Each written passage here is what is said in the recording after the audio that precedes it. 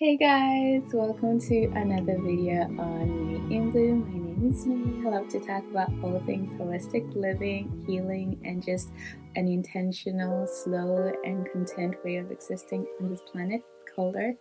And I'm really happy that you're here, that you clicked on the video, and that I hope this video will be of benefit.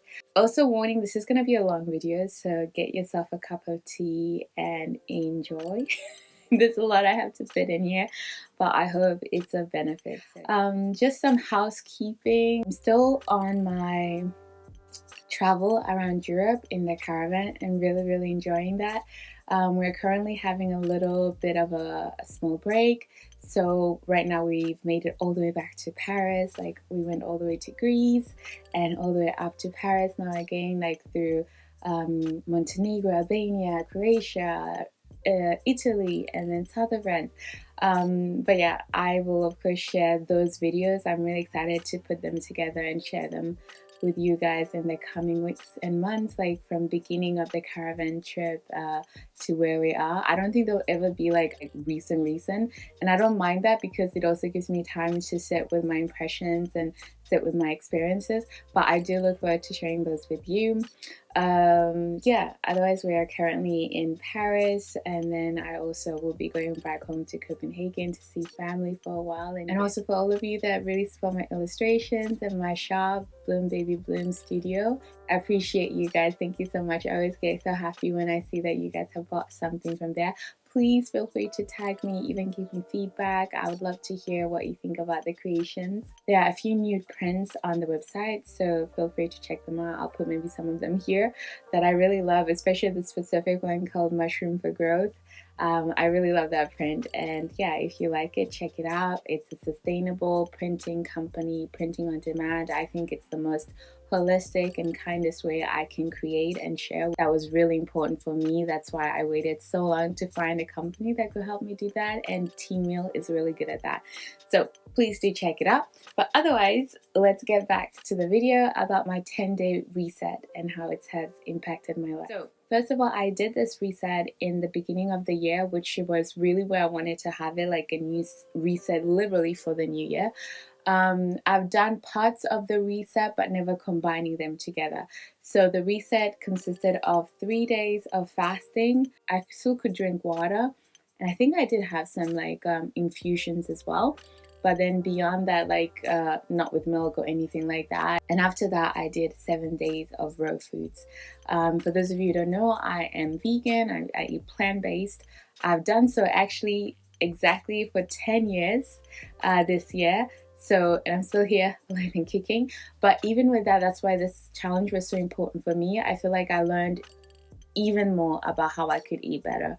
The last few months and years, I think, not years, I think mostly the last few months, I've been really trying to go back to things I've learned, but like kind of tuning them and getting closer and closer to more and more ideal ways of living in those things. And even following a plant-based diet, I feel like for the last few years, like I've learned a lot about nutrition. I've learned a lot about health. I was really ready to have a reset and revisit eating healthy in a different way. And I feel like sometimes you get into habits, even if you are eating plant-based, it doesn't necessarily mean you're eating the best of foods or the healthiest of foods. I try my best to be more whole food based, plant-based, but there are a lot of other things that slowly sneak in. But the more I learned about my body, the more I learned about what makes it possible for me to thrive on this diet, the better. I also am not someone who believes that eating plant-based is for everybody and everybody will benefit on it. But I really do believe that adding more plants and even giving it a try to see if you're one of those people or one of those many people who could thrive on it is worth a go, and especially when you consider the holistic benefits, not only for your own health, but also for the animals and the environment. Like there's a lot of benefits to giving it a go. I really believe that each person should be in tune with what works for them. It's always important for me to clarify that there's nothing that fits everybody the same way, and it's your job as an individual to understand yourself, your needs, and what works for you. And I think we need to reclaim more accountability and responsibility for our own health, and we will feel much more empowered. And I think we will live much healthier lives when we are more in tune with what we eat and the impact it has on us and our surroundings and our environment. So, in whichever way you do that, I do trust that it will have benefit on a holistic level. And that's my position on that. So, I just wanted to share that real quick. So let's get into the experiences. I wanted to do 7 days of raw foods, but I also wanted to do a moment of fasting. So it was just by chance that I said, you know what, let's put it together. It felt a bit intense, but I felt like, number one, I felt like I could do it. I felt like it actually could complement each other. I feel like, of course, doing either a little fast or even a 7 day raw food challenge by themselves are really beneficial. But I also think that having an intention from the beginning, that it's not just a crash diet. I remember when I used to have really bad eating habits when I was younger and really fixated on weight loss or even how my body looked, and as the priority even in how I ate. I have shared on this channel, like even suffering from things like bulimia and having to heal all of those. And I've gotten to a place where I have such a healthy approach to how I eat, and I really eat with the intention of also being kind to myself and feeding myself well. And even when it comes to, let's say, like weight loss or weight gain, I feel like I found a good harmonious way to exist in those spaces, and even to be more allowing, especially as a woman, our bodies do change and fluctuate. So when I also share what I went through during this experience, I also want to clarify that it's very important that if you do have eating disorders to any degree, that maybe these are not the best challenges for you because your mindset might be somewhere else. And I wouldn't want you to take on a challenge that actually is triggering and could maybe invite more bad habits. So please be mindful of that. But yeah, so even doing this for me was very important that I check in with myself. Where am I? What are my intentions? And for me, I really wanted to reset my palate. We've been traveling, we've been eating, our ways of eating have also merged together. In another video I did where I shared a bit like of a Sunday reset, I think I shared while I was sharing my haul, that we've also picked on good and bad habits from each other. And I noticed that there was a lot of processed food that was slowly integrated into how I was eating. Of course, not crazy amounts. I think we have levels of what we think is good for us, or even when we are in our health journey, right?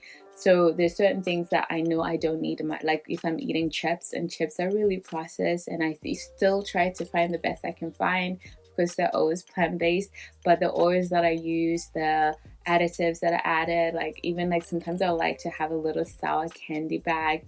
There's a lot of things that slowly got in there, like triggered into the I used to really love, like I also had a thing for like if we were going to treat ourselves, I loved like a little good ginger beer or tonic water, but those things are also filled with lots of sugars. Just there's a lot of things that you feel like, oh, they're safe. They're not the worst of the worst, obviously, but they trigger into your ways of eating. It's a reset to give you a chance to reflect and then make better choices. And that was the purpose for us with this as well. What are some of the pros I learned during this experience?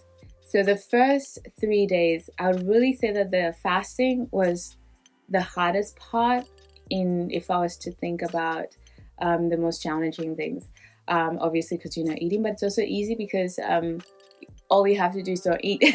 It's very easy, like, but it also gives you space to notice all your cravings and all your triggers and all the things that make you eat, because we take it for granted, especially if we have so much food available to us.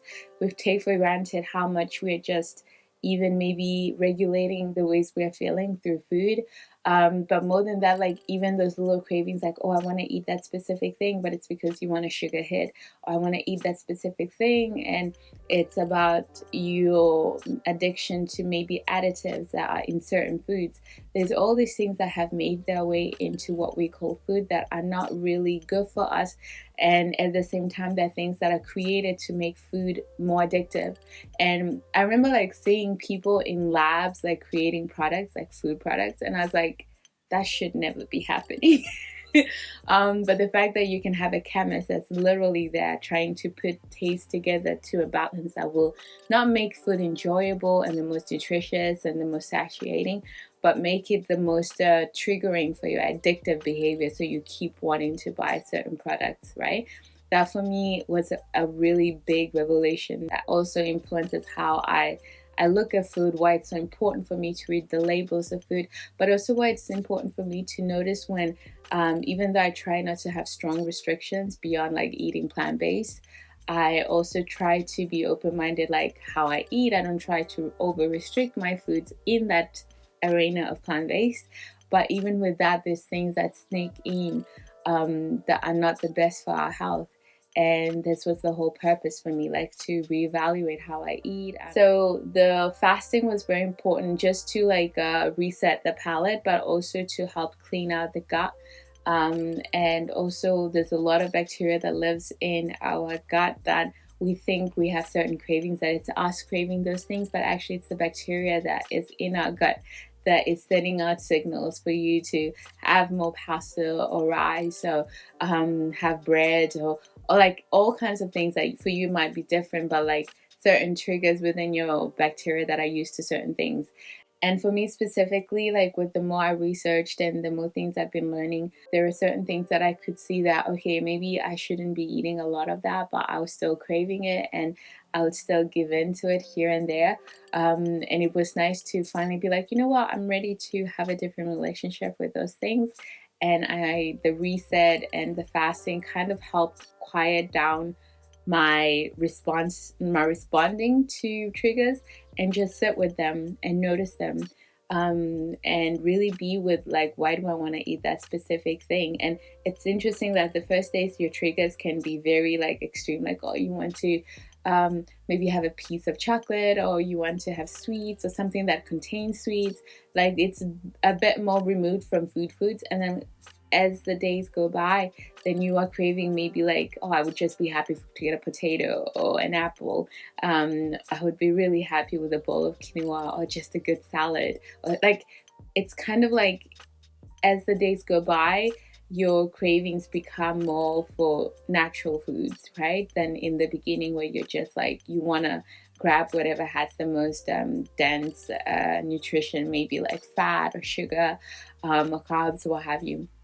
So that's something I noticed, and I think while we were fasting, we learned a lot about fasting. I'll try to share some of the information in the description box. There's a video we watched together. I did this with my partner, by the way, called the 3-day water fasting, and how it helps clean the brain and your energy. And we would watch that like to be like, okay, day 1, this is how you're gonna feel, day 2, day 3, just so that you're aware of what's happening in your body, and also like drinking plenty of water. Doing your best to stay hydrated, and helping your body flush out everything it needs to flush out. But during these 3 days, we were also trying to get prepared for raw food days, right? Now, for the raw food days, it's also because when you eat food in their rawest form, it's also a great way to get the most benefits from all products you're eating. So if you make a salad versus if you cook food, where a lot of nutrients and vitamins are kind of like decreased because the food is burned or like heated to a certain degree. So eating raw was just an effort not only to calm our cravings again, like again stay true to the detoxing level, but now introducing food because you're eating more whole foods, but also we try to educate ourselves on continuing the cleanse and the reset through the things we would eat. So learning about like what kind of foods maybe that could help clean your colon, clean your liver, what kind of foods help with brain health and energy and all those things. And also for the womb, as 2 women, I think like that's something that it was great to do that together, because we both have different things we're working on, but all of them are related to, as a person who lives in a female body, the fact that like you live according to certain cycles and you're affected differently, and there's certain things you need in different parts of your cycle. We're not meant to eat the same way as men eat. And I think that's such a beautiful thing to learn about, because we take that for granted. Just like as an African woman, my body is biologically engineered to eat different foods than, let's say, somebody who is Nordic, like who grew up in the north. That's why even me, as an Afro-Nordic person who grew up in the north but African, I still try to keep that in mind, that when people export animals from one climate to another, they kind of always try to give them the diet of the climate they came from, because that was the intended diet. And it's the same thing that I try to implement with my way of eating. I made a video about that, I think, about decolonizing food on my other channel, but it's something I also try to stay mindful of. And that's why, like, I think I also thrive a lot on plant-based foods, because I grew up in an environment, in a tropical environment with lots of fruits and lots of vegetables, and that was one of the ways that we nourished ourselves. So I know that my body thrives well on that diet, much more than maybe somebody whose ancestors were raised on more a meat or carnivore diet. But yeah, like, that's a whole other conversation. But so the first 3 days really helped with that, the reset, and then the education in between to the transition, where we were able then to include the smoothies. We were able to have smoothies for breakfast and then have salads for the rest of the day. And the smoothies were really packed with the ways that we had learned, like come to learn about nutrition. I remember when I first went raw, I felt always like I was either like going on a high and low, like I get energy, also because I followed a lot of teachings from Frilly the Banana Girl. If you know, you know, that time on YouTube. She was the person who was talking a lot about veganism online, but also combining it with how you're supposed to eat. And I came into veganism, of course, because it aligned with my values, but also I wanted to do it better than when I went vegetarian at 16 and pescatarian at 19, because I wanted to be more knowledgeable on how to stay healthy. And that was the first thing I could see online that helped me have a sense of how to eat in a healthy way. But I've changed that a bit more to suit what I need and what I benefit from. So making sure that the smoothies we made had a well-balanced micronutrition ratio, basically making sure there were enough fats, there were enough proteins, there were enough carbs, there were not, like, all those things help you feel more satiated and also help you feel more energized. That was so very important. So that also helped us learn more about that. Like, a meal is not just a meal. There is a ratio that you have to be mindful of in order for you to feel satiated, in order for you to feel energized. Like, when we eat the way I ate before, I think sometimes, and even the way I grew up eating, like, there was this feeling of like you eat to feel like to get into a food coma or close to a food coma, like, oh, I'm so full, right?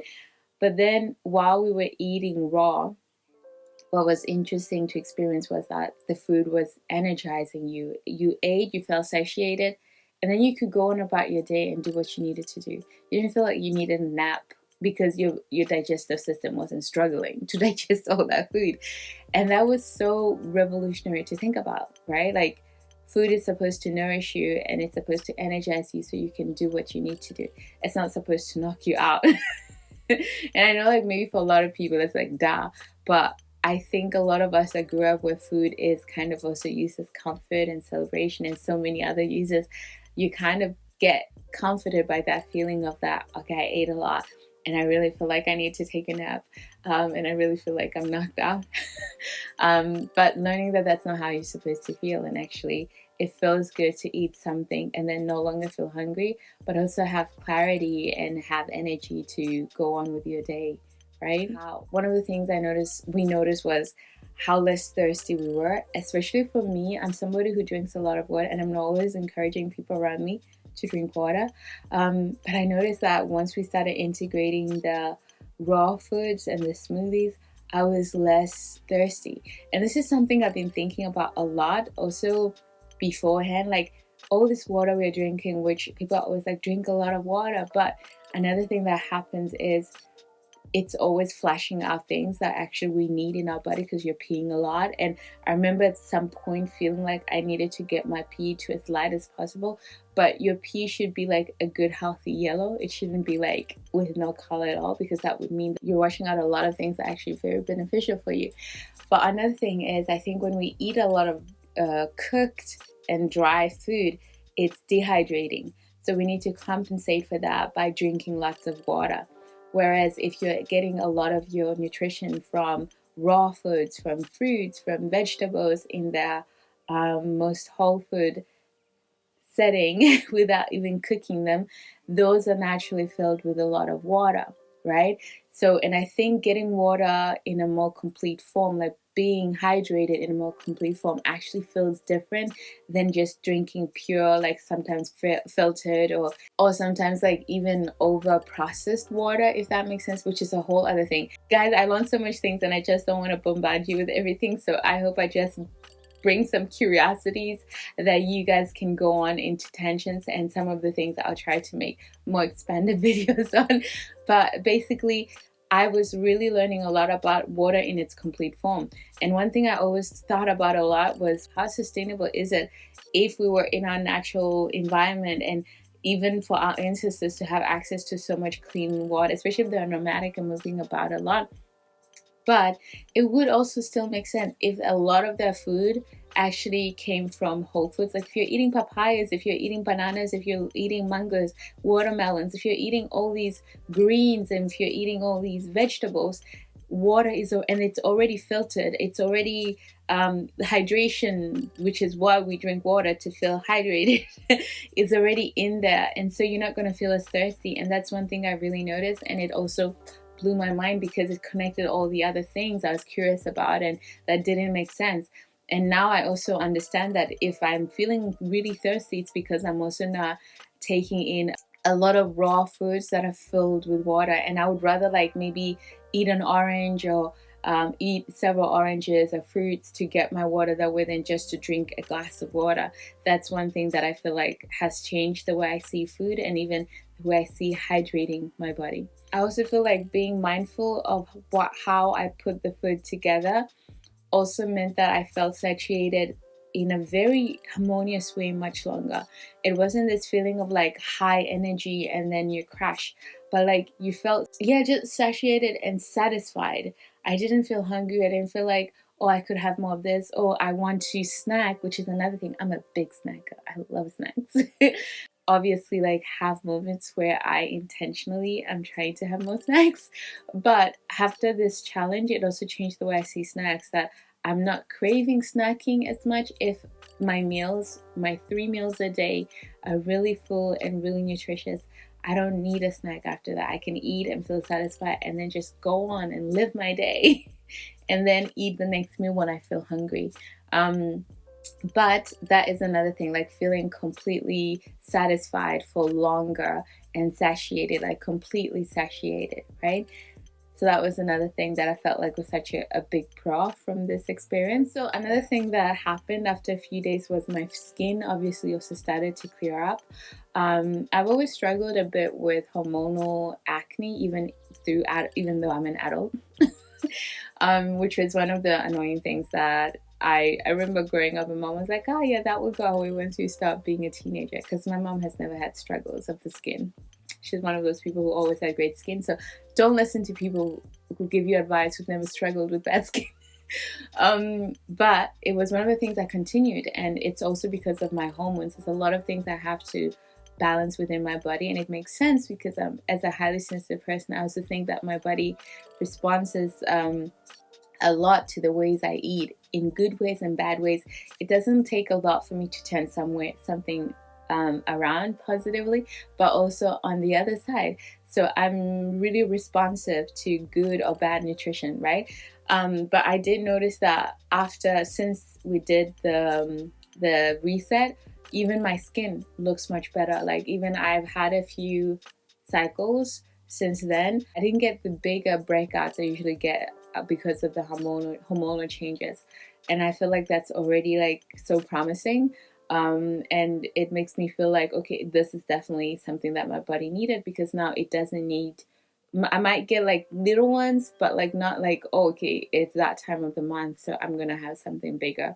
That shows that my hormones are a bit like fighting for their lives. So that's another thing I noticed. And since then, like to now, I feel like my skin just is much more clearer than before the reset. Another thing is I did not feel as bloated. And I also think that this is also because I removed things that triggered that that can be like the way I cook my legumes, because I'm forever going to be a beans girl. I love beans. I should never say I'm forever going to be something, because I used to say that about cheese and then I let that go. I used to say about meat, let that go. Cheese, I let that go. And now I'm working on gluten, right? Because I don't know if I want to live in a world without any gluten, because I love a good bread. But I really know that I can do with less gluten. And this is also going back to eating in a more harmonious way for my biological makeup, which we didn't grow up eating a lot of bread. Like when I go back to just a few generations back, these was food that was introduced into our diet. And I don't see the problem with having gluten here and there, but like as a staple, it's something that I'm really working to minimize as much as possible.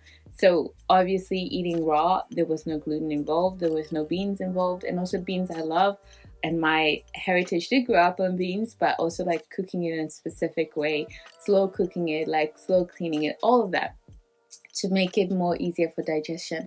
But I think like eating raw foods, especially because you're forced to chew your food much more, this is another thing that I'm reintegrating, because once I did do a challenge on this as well, like 30 days of 30 times chewing 30 times each time I ate, because it was one of the things I thought that maybe was affecting my skin and my gut, which are also connected.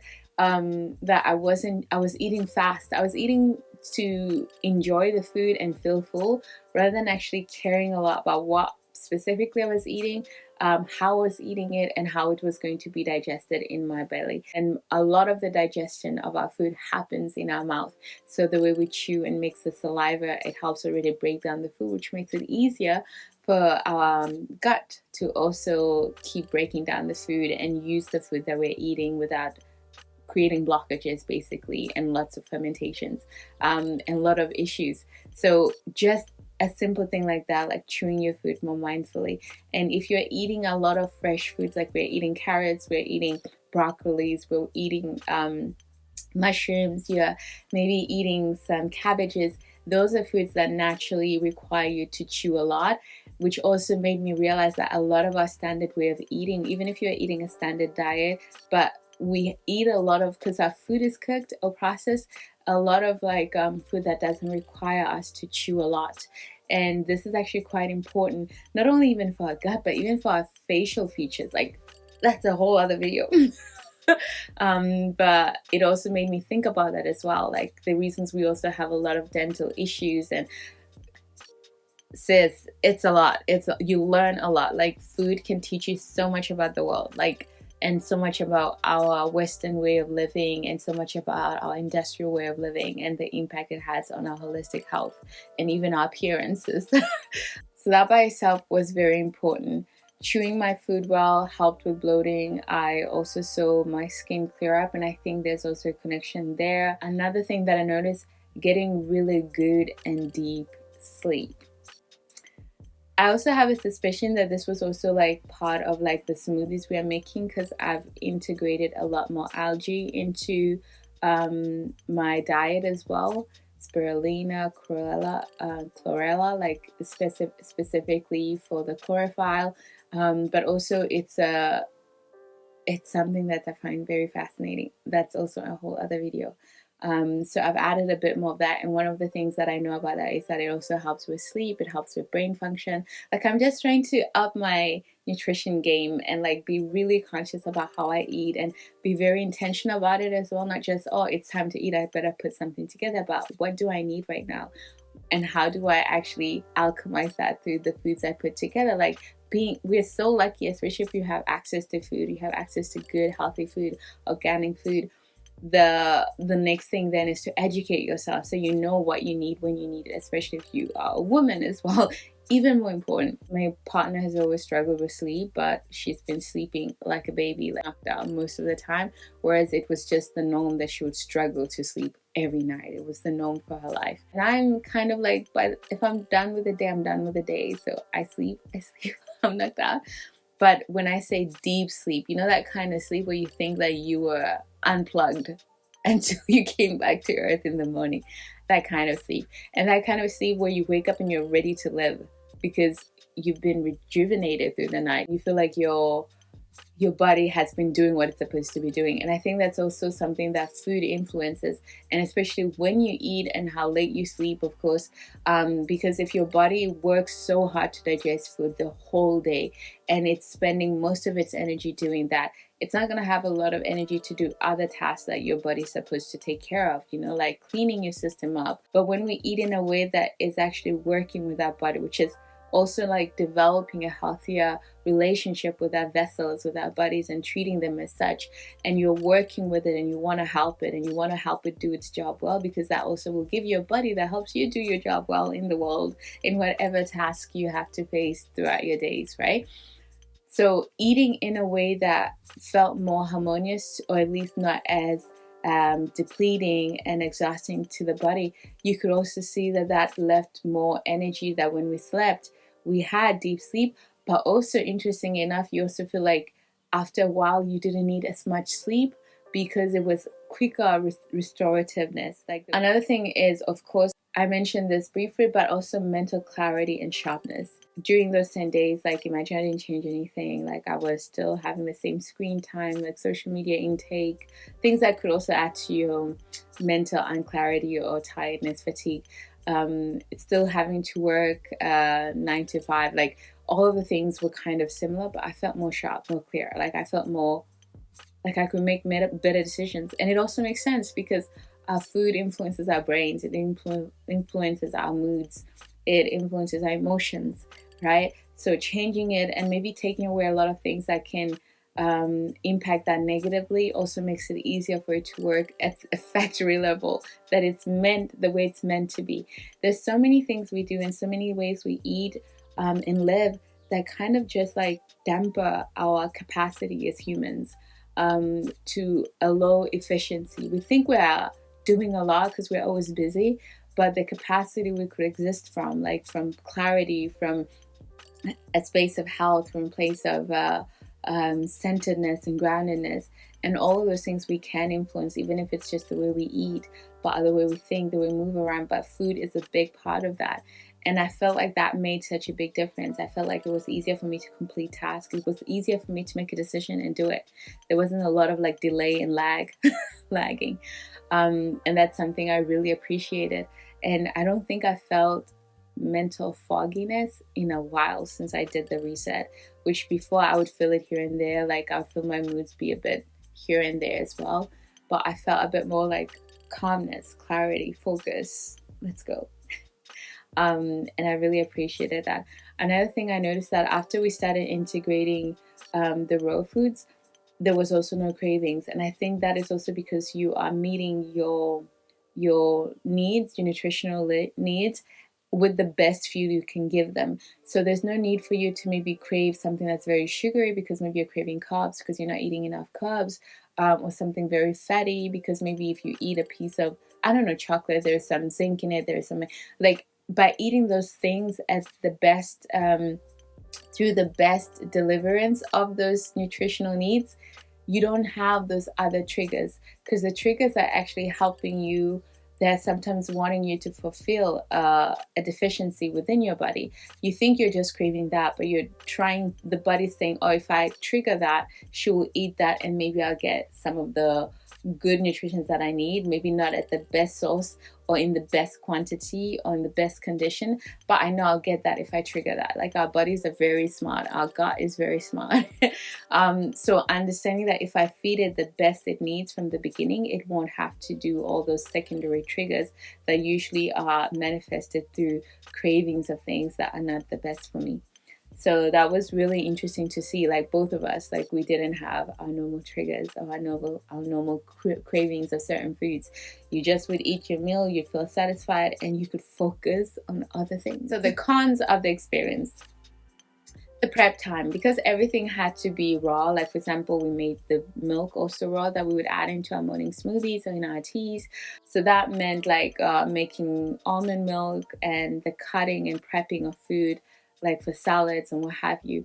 It takes a lot of time, and it also helped me reflect on the fact that this is also why a lot of us don't eat healthy, because even though food is such an important part of our well-being, and also what kind of beings we can be out in the world, our way of organizing society has made it so that we are almost like always grabbing food.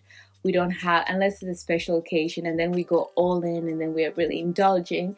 But on a day-to-day basis, we don't have a lot of time to allocate on one of the things that is so important to our well-being.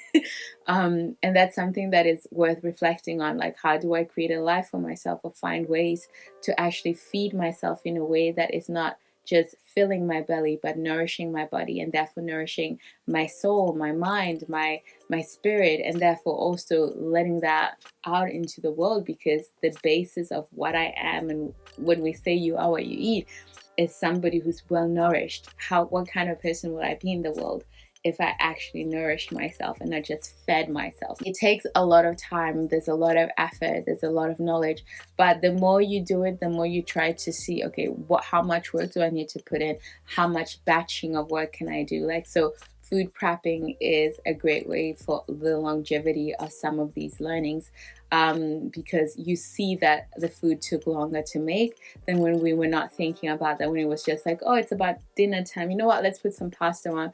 We have some sauce. I'll cut some vegetables. We mix it together. Let's go. But then if you're having to make a full nutritious salad that's going to make you feel satisfied, there's a lot of cutting and cleaning and washing that goes into that. So that was one of the cons, but an understandable con, and not one that would deter you, but makes you understand why we grab the food that is easier and faster to eat. Right. Also, food availability. You have to be aware that you need to buy a lot of fresh foods, and then on that account, you need to see if where you are, or the access you have, or even financially, if you can afford to buy a lot of great products.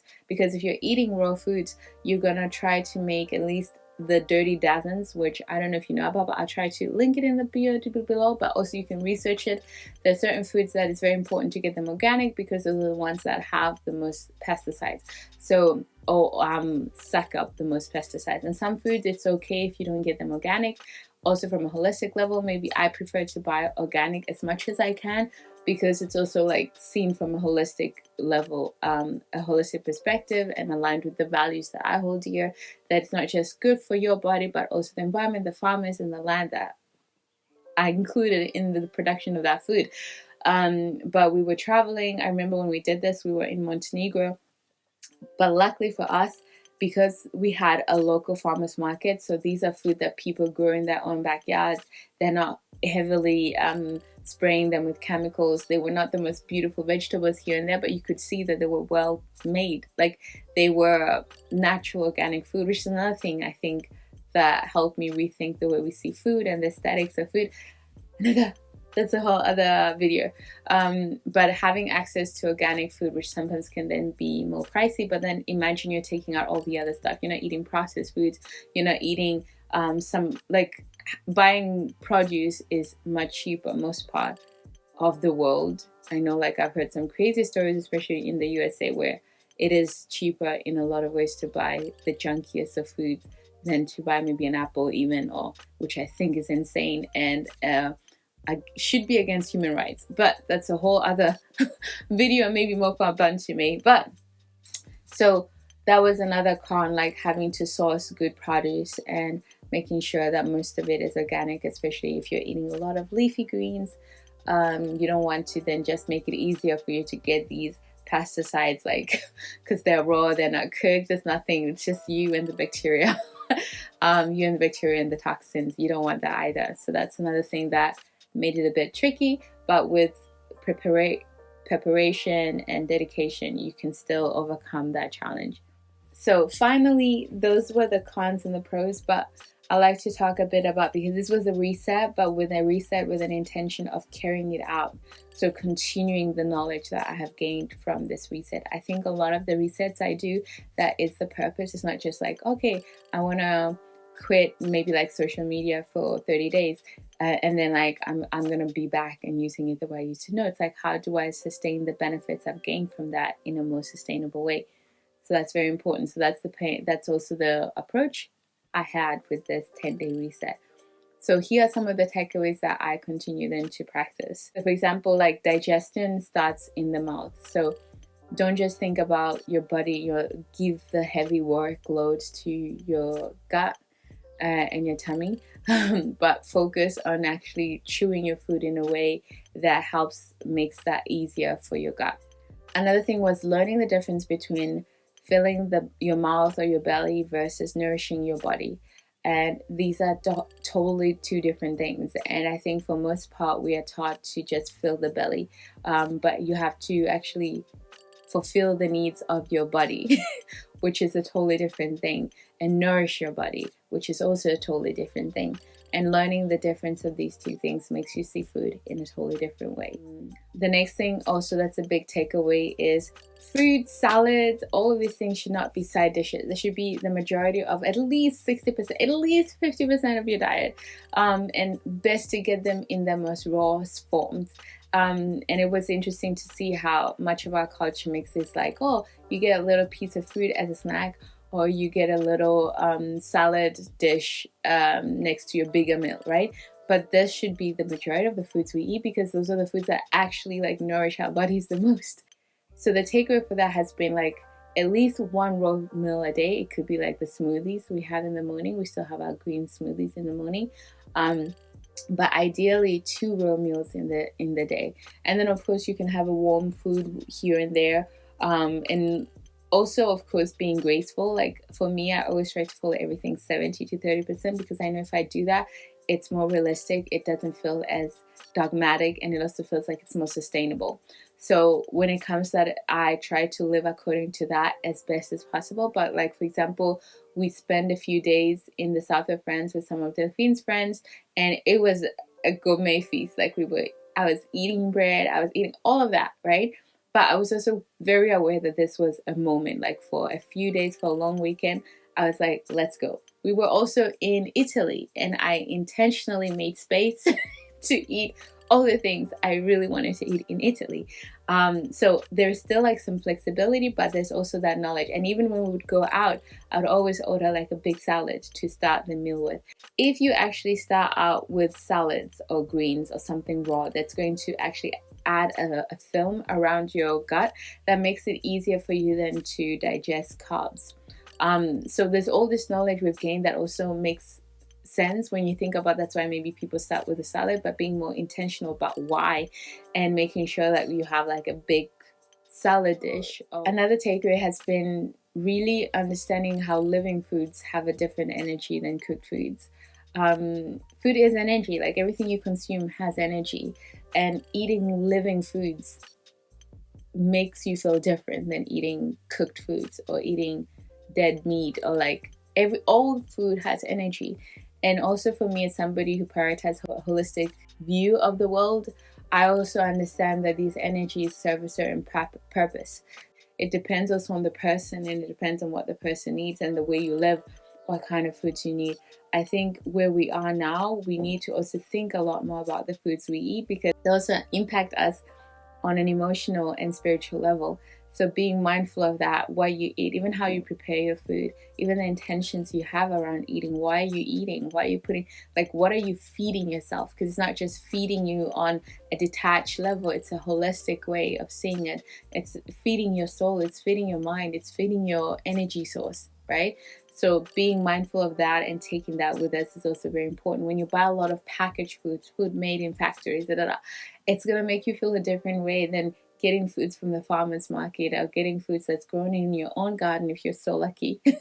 And eating that, it has a different energy. And for us to be mindful of that and to take that into consideration, and to know that that impacts us, and that whatever impacts us impacts our communities, impacts our relationships, impacts the world.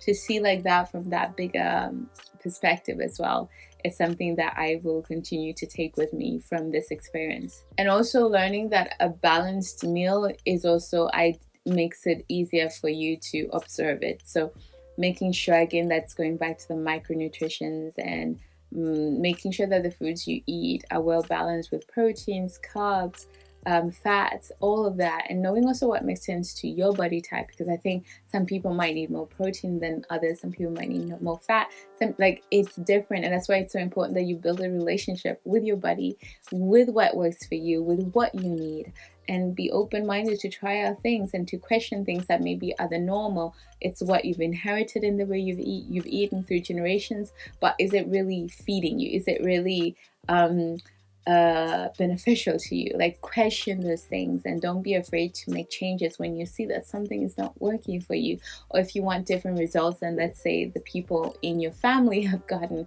If you have a family that suffers from a lot of like lifestyle induced diseases, make sure that you know that you have the agency. You can reclaim the agency to do something different, to explore something different, to try something different. I'm not saying you have to do as extreme as maybe you think that we've done in our little challenge, and even the way I eat as a plant-based person, but still be mindful and intentional and educate yourself on the food that you eat and its impact on your body. I think we are all our best advocates, and we can no longer rely solely on outer expertise to teach us and lead us. Like, you have to take control of your own health and your own well-being holistically, and that goes also all the way back to what are you eating and what are you feeding yourself, right? So I think like now, a few months later since the challenge, after we had our few days in Italy and like really enjoying the great cuisine, Italian cuisine, no regrets there. But I could also feel right after, especially once we left my partner's friends in the south of France, after a few days of just indulging, like eating. We made pancakes, we made lots of food. It was like just eating galore. And then after a while, you could also feel like, oh wow, I'm really craving a good smoothie. I'm really craving a good salad. And I like that now is my norm, that's how I like to eat. But I'm also not dogmatic about it. I don't like being dogmatic about nothing. So except not being dogmatic about shit. Like, that's something I'm dogmatic about. Isn't that interesting? Anyway, but yeah, so it's important for me to still have balance, but I'm really trusting that my body is ready to experience a different way of eating. And even things I thought would be really hard to let go of, like my beloved rice and my beloved gluten. And I'm not saying like this is like let go, like I never want to eat that, because again, I don't want to be like that dogmatic or that strict. But it's more like I don't need to eat as much as I thought I needed to eat before. And actually, there's a lot of other things that are more filling, nutritious, and fulfilling for my body than that. So I'm going to grab that more. And another thing I noticed is like we grew up on rice. Like, rice for me is king. Like, a lot of people of color, like rice is life. And you kind of feel like what is life without rice? Literally, like, rice is such an important integral part even for my upbringing. But then I noticed that rice does some, especially like if you're eating pure white rice, like, which is what we grew up on, like it does something to you that creates that craving. Like, I would be the girl who would be like, I want a lot of rice and a bit of salt and a bit of sauce, because I love the rice, it's just like I love bread and bread things. But I noticed that those things also have something in common, like the rise of the when you get a lot of carbs and the rise of the sugar in your body. But you'll be like, but I'm not eating sugar, it's not like I'm not eating candy, but it has a similar impact on your system. And so it made sense why it feels so we're very passionate about that. And that's another thing I learned, that there's a lot of things that we're really passionate about, but if we really dig deeper, it could be because it's created a certain addiction, right? Nobody in the world out there is like, I'm passionate about my tomatoes. Our culture is really passionate about our tomatoes. We need to get our tomatoes in, or we need to get our zucchinis in, or we need to get our cabbages in. Like, we're crazy about that. No, there's no culture that has such a strong call, but like cultures that have a strong call for the meat, a strong calling for the cheeses, a strong calling for milk. Like the Nordic cultures are very big on milk and drinking milk, or a strong calling for like the potatoes, the rice, and all of these things have like spiking effects on our bodies.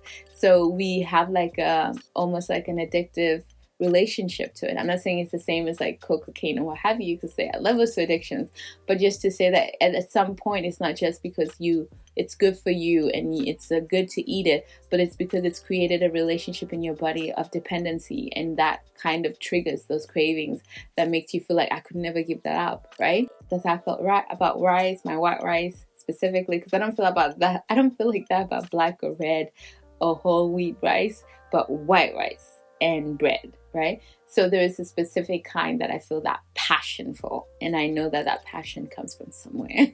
But yeah, guys, I just wanted to end the video there. I think like I've shared a lot for you guys to be curious about, and I love to hear about your journey with food and eating well and eating more balanced and educating yourself about nourishing yourself versus filling your belly. And yeah, if this has made you reconsider something, do let me know.